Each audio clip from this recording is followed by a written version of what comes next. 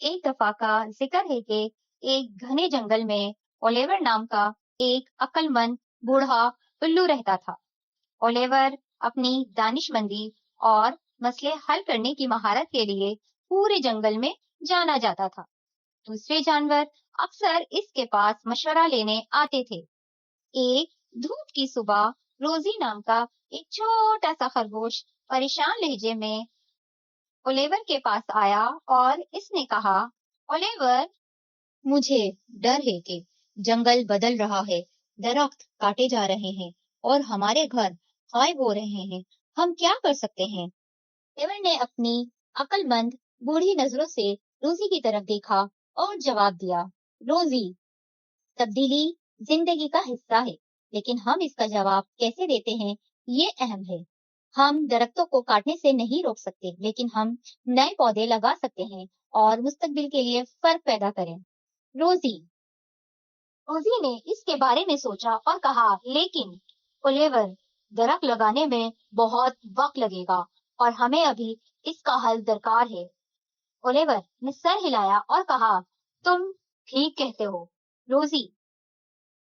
इस दौरान हम सब मिलकर अपने माहौल के तहफ्फुज के लिए काम कर सकते हैं। हम जंगल को साफ कर सकते हैं, अपने वसाइल को बचा सकते हैं और दूसरे जानवरों में फितरत की अहमियत के बारे में आगाही फैला सकते हैं। रोजी ने एक मंसूबा बनाकर राहत महसूस की और दूसरे जानवरों को ओलिवर के मशवरे के बारे में बताना शुरू कर दिया।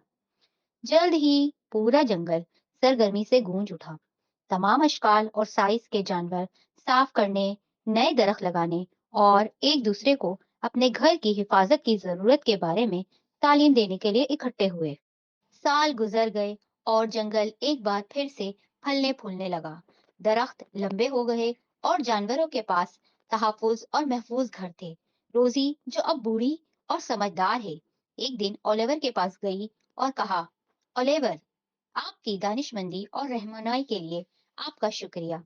आपने हमें सिखाया तब्दीली के हालात में भी हम मिलकर काम करके और अपने घर की देखभाल करके फर्क पैदा कर सकते हैं।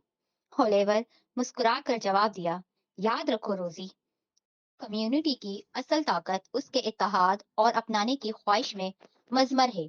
एक साथ मिलकर हम अपने रास्ते में आने वाले किसी भी चैलेंज पर काबू पा सकते हैं। और इस तरह अक्लमंद बूढ़े उल्लू का सबक जिंदा रहा।